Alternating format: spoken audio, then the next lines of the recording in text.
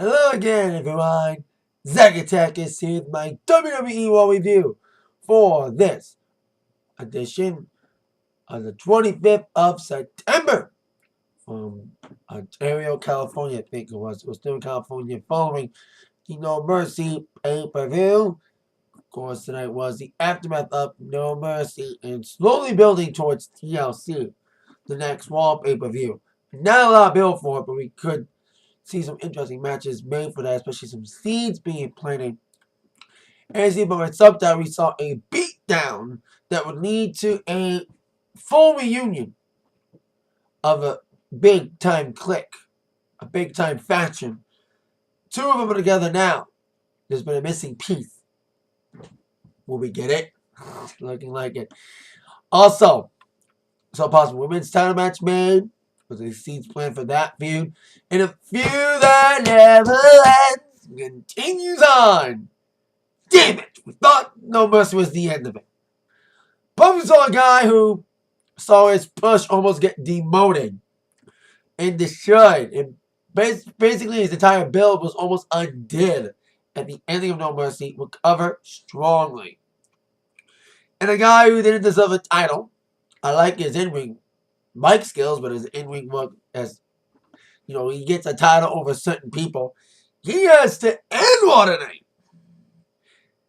If he has learned from his former tag team partner, his former tag team partner ended Raw once, and it sucked. Released the Certified G was main event and got his ass kicked. And basically it was WWE's response to the fans and the cruiserweights themselves. Did I ruin it? No. Let's get on to it. Let's begin with Miz TV with Roman Reigns as the guest.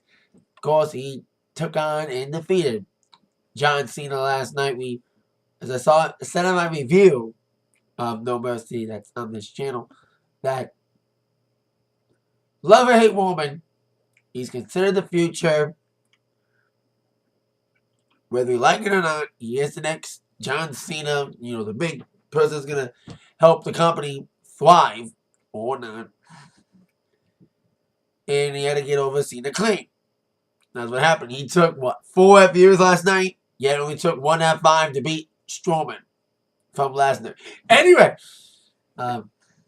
Roman came out with Miz and Miz Twatch and told, talk about how he beat John Cena last night, and his promo was not bad, really. Talking about he and Cena didn't respect each other before, and then the whole scripted, oh, now I respect him. And he's in pain from last night. He took an FU through a table last night. He took some more punishment from Cena. He took a lot from Cena. And he gave a lot back to him, too. They're saying that, Miz is saying that he's been the guy to carry Raw, which is true because Miz's promos are better than yours, woman. Miz's promos are what brings us to Raw. Damn right, they're better than yours. Damn right, they're better than yours. Miz can teach you, but he has to charge. Miz promos makes us watch on Raw. Damn right, they're better than women's promos. Are better than women. My woman is okay here. Scripted, but ahead. Say that, bitch, you say you the guy that carry Raw, but you're 2 little cronies. Run on your coattails. They're idiots like you, whatever. Miz is like, look who's talking, woman. You rode on the coattails of Seth Rollins and Dean Ambrose. Stirring the pot for the possible Shield reunion. Full on, because we've seen Ambrose and Rollins. They're now the Raw Tag Team Champions. That's been a big question since Rollins and Ambrose got back together. Will we get Roman to do a full Shield reunion? And will the fans cheer it? Well, they kind of did when Roman mentioned it. Because Miz said, if me and the Miz Taraj roll around, when you guys roll around as the Shield, we would have kicked your asses. But Reigns was like, we would have kicked your asses. And he was like, maybe everyone would like to see us get reunited. But guess what? We're on our own paths. Ambrose and Rollins, they're the tag team champions. And I am now focused on the Universal title and Brock Lesnar. Well, the WrestleMania 34 main event is still scheduled to be that, even though we love it or hate it. It's going to be Lesnar. Roman, I mentioned this on my review again, that, it's going to be like the perfect story. Roman retired, Undertaker at WrestleMania. He took out Cena at No Mercy. Some say it's his retirement match, but it's not yet. It'll all lead to him winning at the WrestleMania against Lesnar. Man, I'm in the Rumble. Again, if he does. And it's in Philly, the place he got his ass booed before in 2015 when he won it. But if he's with the Shield, at least when he mentioned the Shield, he got a little bit of cheers. So Reigns is like, well, you want to back up your words, Miz? Bring it on, baby. Bring it on. And Miz wanted none of it. He wanted none of Reigns, especially when he was in his suit and all. But then Kurt Angle's music hits. It said, Miz, you're not going home to Maurice just yet, because Maurice is on maternity leave, because she's pregnant and all. Miz, you will fight later on this evening against Roman Reigns. It's interesting this wasn't the main event tonight. But I'll get to why I think it was a main event in a minute when we get to that match. But your Miz to watch buddies can stick around, because they get a tag team match against Matt Hardy and Jason Jordan. Sad when Matt Hardy gets more pops than Jason Jordan does. Leaves him one as vicious as the LA Cowboy last night than Jordan. And thank God for not letting Jordan speak after that horrible promo on the No Mercy after his loss. So, of course, he would team up with Matt because Jeff got hurt. I kind of thought he got hurt during the match last week, the fatal six-way, to determine the number one contender for Miz's title. I was hoping the injury wasn't serious. And Hardy's having bad luck. First, they were supposed to feud with the Revival, but Revival got hurt right before SummerSlam with Dash Wilder getting hurt. And now, Revival's probably coming back soon, and Jeff Hardy's now injured. Injury bugs biting big time. Joe's hurt, Revival's hurt. At least TM61's back on NXT. After Shane Miller got hurt. Now we got Jeff Hardy's injury. He did come out, though, to support Matt. Maybe they could use this opportunity to finally make Matt fully woken. Trying to override the copyright for broken. Anywho, Jordan got most of the brunt of the attack, and his decent little tag team managed to open up here. And this overall war was like, okay, had its moments in there. The third hour kind of dragged a bit. But hey, that's war. Because people are boycotting NFL because of it. It's my little boycott too. I'm wearing the flag because they're protesting against it. Not political talk. At least WWE made fun of it. We don't do politics. I love that. Take that, NFL. Anyway, now you're watching the game right now. My little silent protest for the night. Oh, anyway, Joe got isolated early by Dallas and Axel. The isolates double teams. But you got the hot tag. The Matt Hardy coming with the big moves, the side effect, the delete headbutts to Dallas on the turnbuckles. And then Joe got in with some big moves, including a big suplex onto Axel. Even taking them both out at one point with some moves. But after the suplex from Joe to Axel, Bo ate a twist of fate and 1-2-3 victory for the team of Jordan and Hardy. They've teamed up before in 6 man, especially at SummerSlam pre-show, and now they're a regular team. And they want, I think, it would have been better for Jordan to have the pin for the win. If they want to get him over so bad, they would let him have the winning pin. But the crowd's not with him yet. So they had Matt, who's more over. Got more cheers than Jason. Jason probably got a lot of cheers because he was with Matt. That's not good. When you're supposed to be getting over and your tag team partner's more over than you, and they're only cheering because they're cheering for your partner and not you. And if you're watching Raw, get ready for it. My dad was asking me, my dad watched this one with me, he's like, are we going to see a lot of No Mercy rematches? I was like, that's typically what they've done in the past, is do a lot of rematches for the night before. But we only got, technically, almost 2 No Mercy rematches. The first was the pre-show rematch with Elias taking on Apollo Crews yet again. Elias' song wasn't as strong as last night's because we knew who his opponent was when he was singing, but I was like, dang it, really? He's taking on Apollo again? But, yeah, because they made the match a couple days ago, they had no heat to it. Well, they may have some heat now, especially what happened during the match. Elias really good early with some big moves. Like, the match was decent on the pre-show, even with a lot of no heat on it, and the fact it was made, like I said, 2 days before the show. But this match was like, okay, like the ending was the best. As Apollo came in with some big flop moves, some clotheslines, stuff. Elias came back with some big moves of his own. But then he got kicked outside by Apollo. And as Crews was huddling up with his mentor of Titus Worldwide, Elias kicked him in the leg, taking his knee out, gets Apollo back in the ring.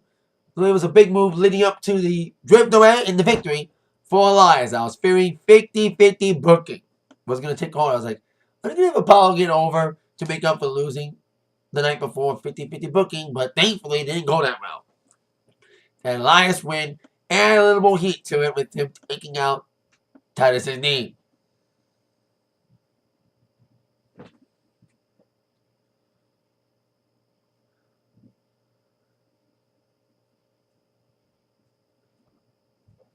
So, there we see like Titus, who's more of a manager now, may wrestle again to get even with Elias.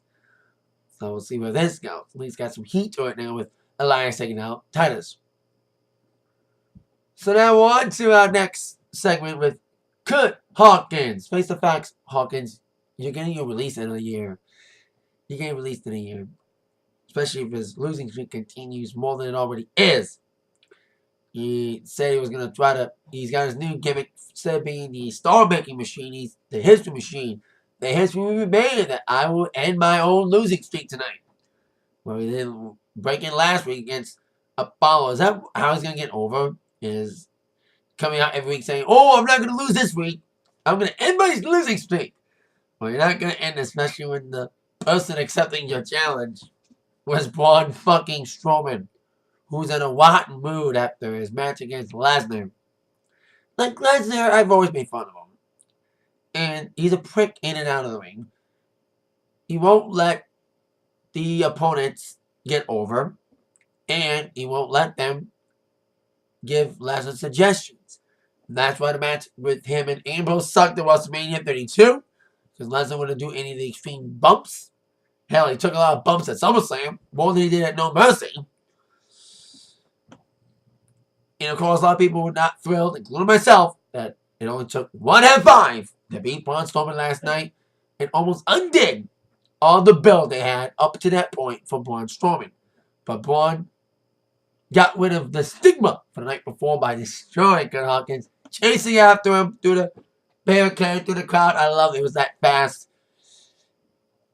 And then he bounced him on the outside, chokeslammed him through a table on the outside, then brought him back to the Titantron. And power slammed him, one power slammed into the screen, breaking it. So, Hawkins and his career was dead at that point. And as they were picking up the pieces, Braun went back in saying, I wanted to fight Lesnar and didn't get the fight I wanted. And I want to fight tonight. So, accepting this challenge was Dean Ambrose, one half of the Raw Tag Team Champions. Hell, this match was better than I was mentioning. Lesnar and Ambrose. This match is better than Ambrose Lesnar because at least Braun Strowman got a little more extreme than Lesnar did in their extreme match at WrestleMania last year, which was a street fight. It was a good showing for both guys. Braun looked incredibly strong. But Ambrose held his own, despite the big height and weight advantage. Dean held his own with some big moves. My favorite spot in the match was when they were on the outside. I think one of my favorite spots was like the headbutt exchanges. Like Braun kept getting Ambrose the headbutt, but he kept getting back up for him. And then Ambrose was going for a flying splash off the middle rope. He was going for like a dive. But then he was going for the dive. He got caught by Braun on the outside. But then Ambrose would counter it with a nasty DDT on the outside. Damn, the impact was tough. Big bump that Strowman took. And then he got back in the ring. Ambrose tried to go for some big moves, but then he got thrusted into the ring post, setting up the One Power Slam finish and the victory from Braun Strowman. I'm happy Braun won, because it would not have been the best thing to have Ambrose get over him. Because Ambrose is one half of the tag team champions. This loss ain't going to diminish him. It's not going to ruin him. Because we've seen a lot of champions lose non-title matches.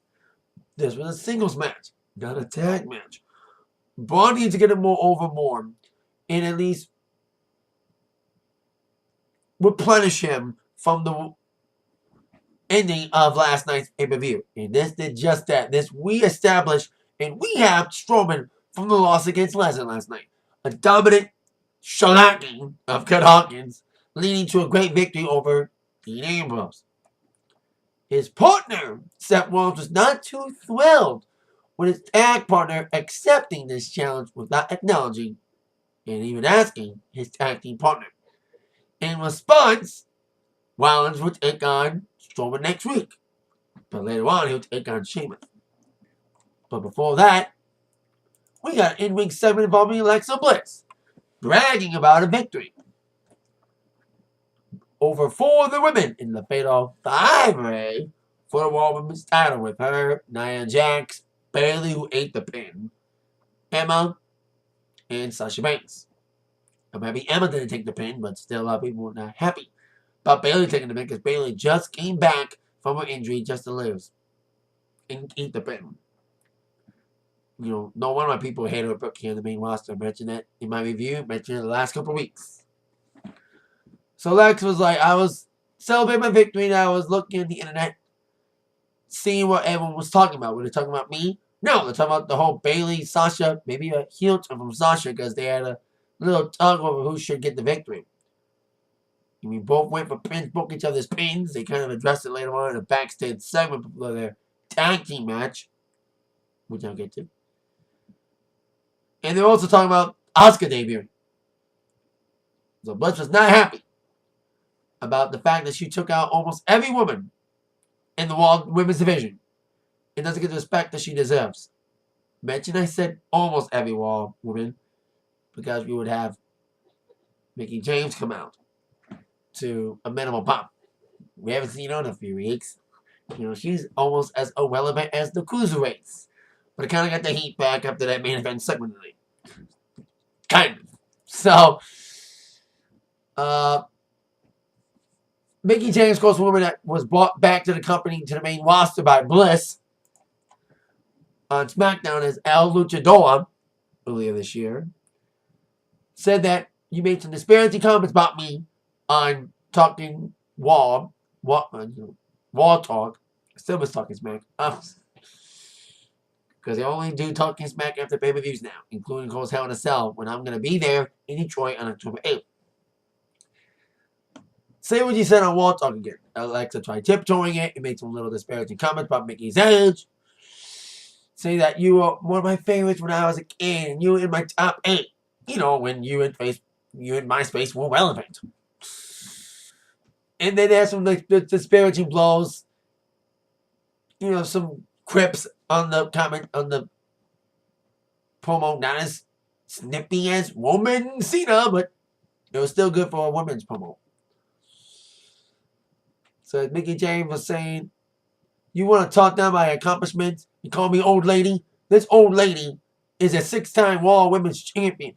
And I was doing all that when you were still in your training ball. Now see, it's still working for you now. And then, bang, slap.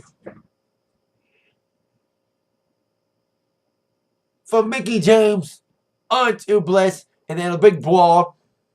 We'll be heading towards this match probably at TLC. Or maybe before TLC. As you know, Asuka's debuting at TLC. Now, there could be a possibility of Alexa Bliss maybe losing to Mickie James. Because, one, At least Bliss don't have to eat a pin from Asuka. At least keep some credibility to her. And not have to lose the title to Asuka. And 2, Mickey can get the title. Then have Mickey lose to Asuka because Mickey's done that before. Of course, Mickey's first real match back in the WWE was an NXT TakeOver Toronto this past November against Asuka. When they couldn't find any competition, they brought back Mickey James. So I think Mickey would do the job again, get over Asuka. But at least in this segment, Mickey was more over than she's been in months. You know, she got more crowd reaction in the last 4 months of her being on Raw. From the Superstar Shakeup. You know. So, but we'll see where this goes. They've had some decent matches on SmackDown. There's been some defense. But Lexus in-ring work, and the only matches that are considered good are matches with Mickey. But we'll see what they do on Raw, especially the Raw Women's title up for grabs. And will Bliss lose it? And have Mickey do the job for Asuka at TLC? Or have Alexa Bliss eat a pin for Asuka at TLC? And then if they decide to bring Asuka in and let her win the title immediately. We shall see. Now on with our next matchup. Seth going alone. With his partner still recovering from his match against Strowman. He would come out alone with Sheamus accompanied with Cesaro. Notice Cesaro did not smile at all during the match. He was on the outside because, of course, he got his teeth. Well, I think a lot of us, including myself, thought his teeth fell out. Well, it was much worse than that. His teeth, when he got slung into the post by Ambrose last night, his teeth got crunched in his mouth. Ugh, that's worse. So that's why we didn't see Cesaro smile. I think he's getting it done. Like they have to be pushed back out or get an implant or something. But damn. I'll give Cesaro credit. He's a badass motherfucker. I've already applauded his work, but damn, he's more of a badass than he already is. Because of the way he worked that match still, the rest of it, with his teeth clipped in, the blood was coming out of his mouth, gushing out of his mouth the entire rest of the way. Hey, he was already a badass for popping a beach ball recently, and now he's more of a badass now of fighting with crushed teeth. But it's kind of common for what happened in the Hardy's match when he clipped Matt Hardy's tooth. Or was it Jeff's tooth? Anyway. These matches these do. I know they faced off before. You may see these two feud with these two teams feuding in my head. We may see another feud build up. So Sheamus did all the book work, some big moves. Big Irish goes backbreaker, some clotheslines, but then Wallace came back alive. One of my favorite spots was Sheamus was going on the top rope for maybe an elbow drop. He got caught in midair with a super kick from Seth Rollins, probably paying homage to the fact that the Bullet Club were outside of Raw this evening. A lot of people hoping Bullet Club were going to invade Raw and crash it, but sadly they didn't. But they were there tonight. From social media outlets, they were there. Of course, Cody, the Young Bucks, Hangman Page, who's found, if you watch Being the Elite, and Marty Scurll. So, and then super kick in midair would set up the ending, the V trigger, the clothesline knee, and the 1, 2, 3 victory for Seth Rollins. His tag team partner lost in a singles match tonight, but at least Rollins picked up for it by getting a win over Sheamus in a decent little matchup.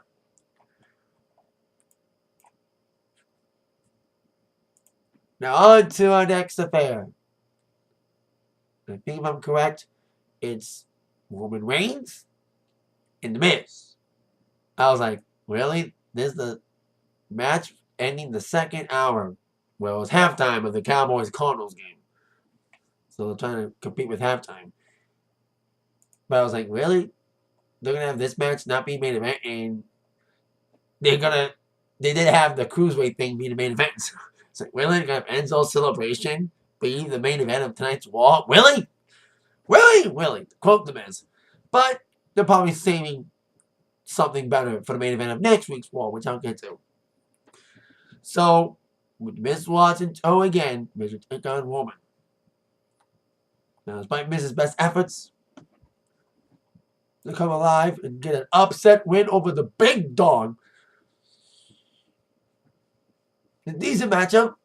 like Miz carried the match a little bit.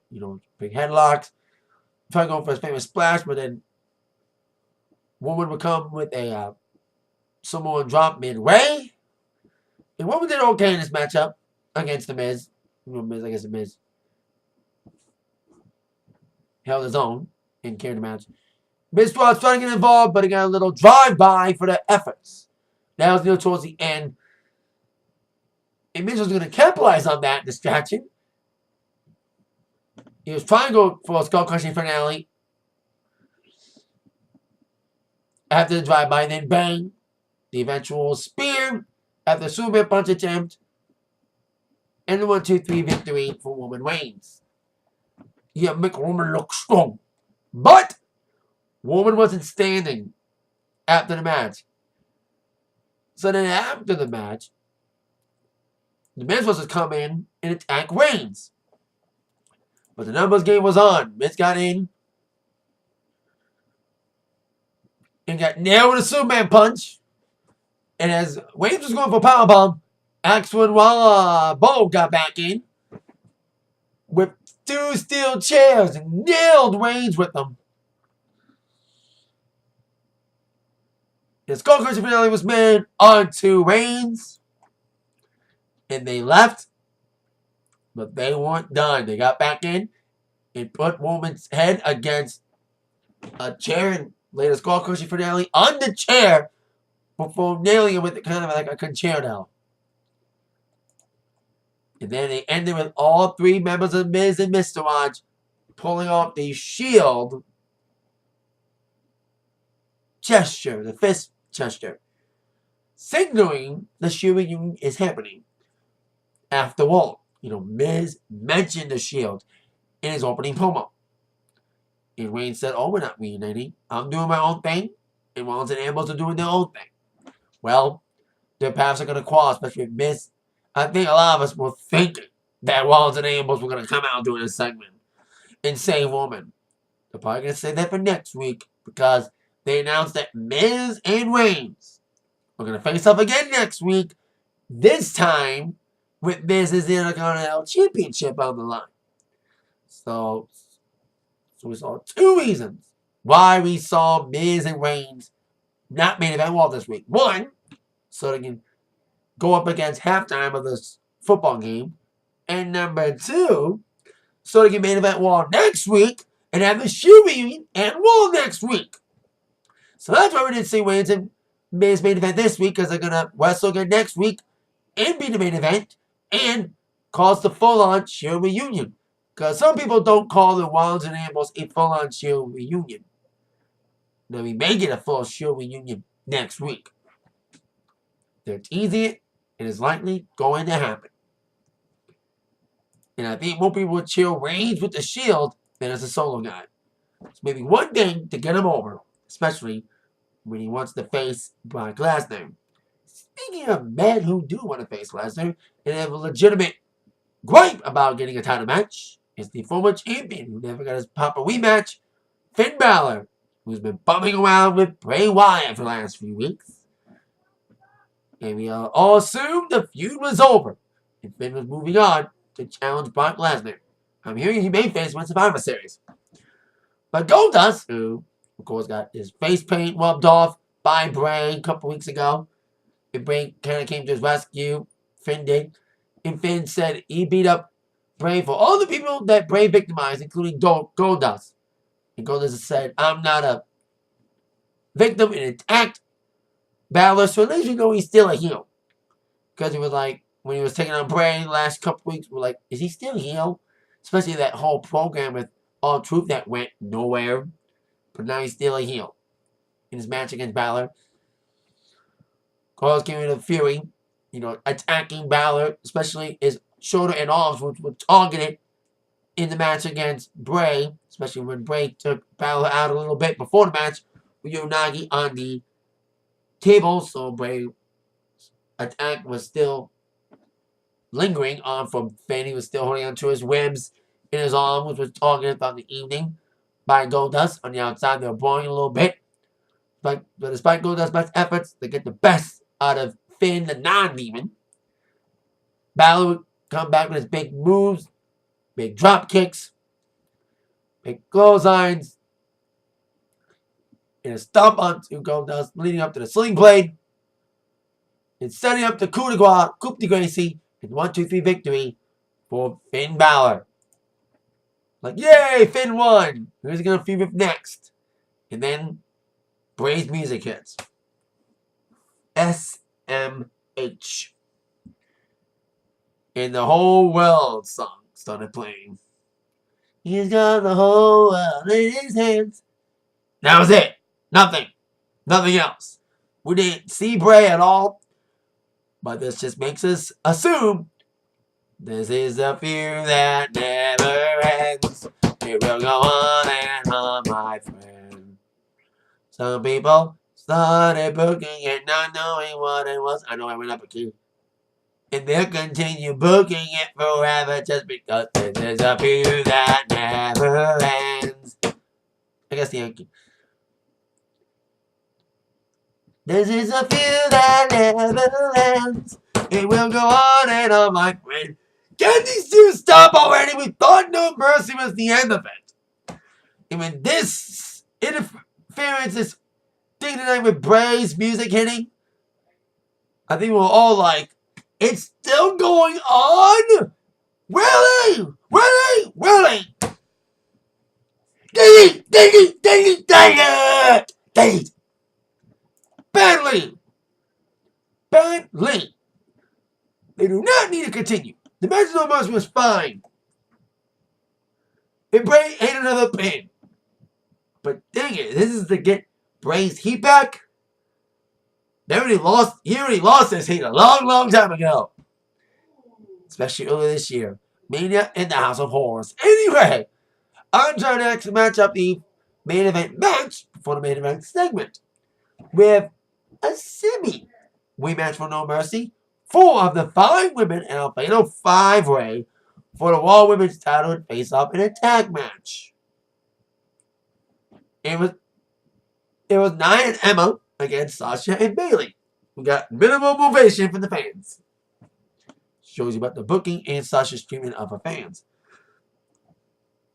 Nia was the most dominant member of this match. Like last night's Fatal 5-Way, she was the most dominant portion of this match.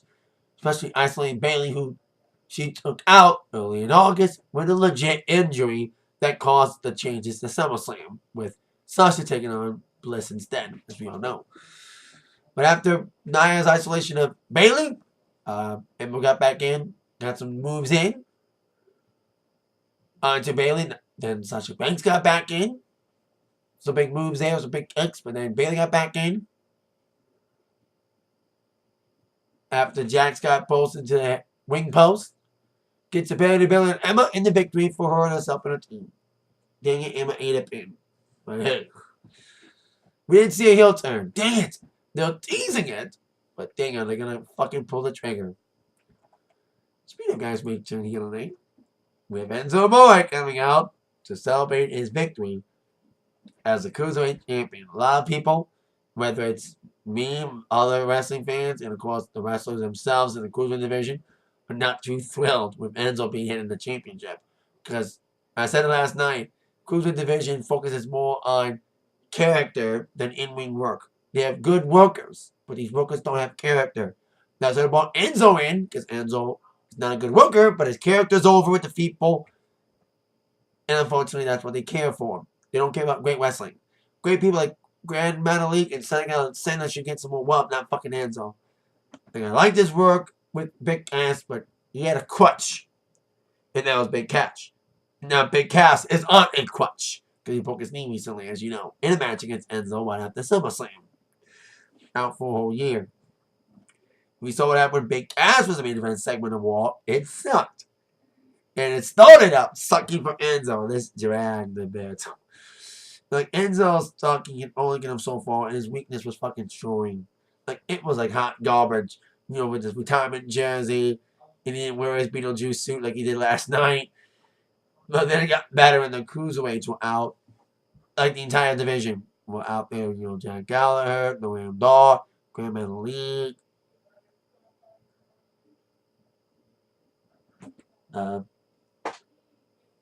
What's the other mass person? Besides Grand Metal League, there's another one. They've not been used for so long, I forgot the names of these people because of the fucking treatment on 205 Live.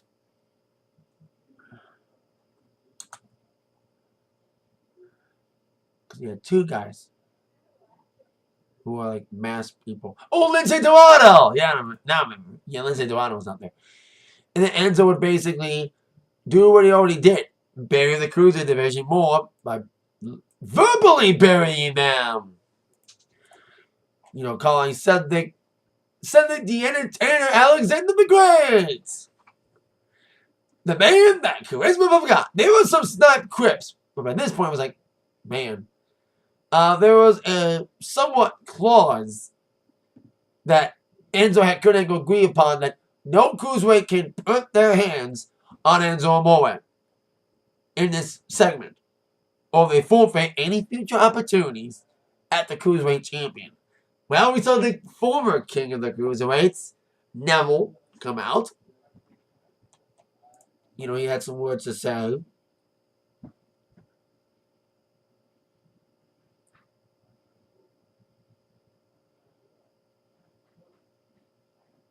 Saying that, I'm going to beat you up, Enzo. And Enzo was like, here's this paper. It's reminding him about these paper that Kurt Angle signed. Neville gave no fucks. He kicked Enzo in the gut and just beat the fuck out of him to end this segment. Enzo tried to run for the entire division, blocked him from escaping. And Neville picked up the bones, put Enzo's piece of paper in his mouth, kicked him to hell, even threw him against the jersey frame, ending with the red arrow and Neville standing tall. It basically, if the clause stands, Neville has thrown away any future opportunity at the Cruiserweight Championship. It's a good thing and a bad thing. Bad thing is, of course, we won't see a rematch and see Neville beat the fuck out of Enzo some more. Unless they reverse this decision with this clause being null and void, that no one could put their hands on Enzo. But a good thing is, if they do go along with it and ban Neville from any future title matches as punishment for his actions on Enzo, he'll go back to being an afterthought on the main roster. Bad news. But he should be treated more seriously because he's too good for cruiserweights. You know, he's dominant in the cruiserweight division. So if he gets written out this way, you're losing future opportunities by putting his hands on Enzo tonight, he'll get back into the main roster's titles picture. You know, I would love to see him feud with Miz over the Intercontinental Championship. You know, hey, I hope they treat him better than what they're doing in the semis he went now. And have to fall on SmackDown like he was on Raw, sadly. So that's what we end Raw with Neville standing tall over the prone Cruiserweight Champion. And everyone loved it. The crowd loved it. Cruiserweights loved it. And Enzo's supposed to be this new Eddie Guerrero-like character. It ain't fucking working. We're not fucking buying it. I'm quit singing. I've done a lot of singing on this review. Ironically and not ironically.